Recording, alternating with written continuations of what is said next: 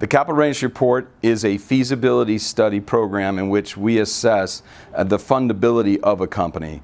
It took us 8 years to develop this process, and ultimately, being that we're a company that provides a rating system for privately held companies, the Capital Readiness Report is that rating system, and it gives us a predictive methodology for determining the potential success of a firm.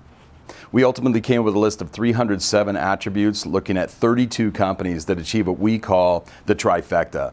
That is that they did get funded, they stayed in business throughout the study period, and they repaid their investors and lenders. And from that, we were able to develop a scoring system from 1 to 1,000.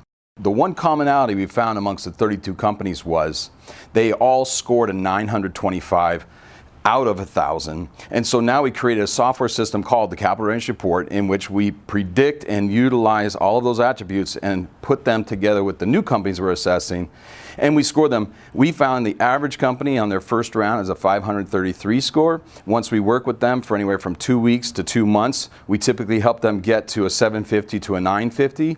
And if they get to 925, then we introduce them to the rest of our strategic partners for capital.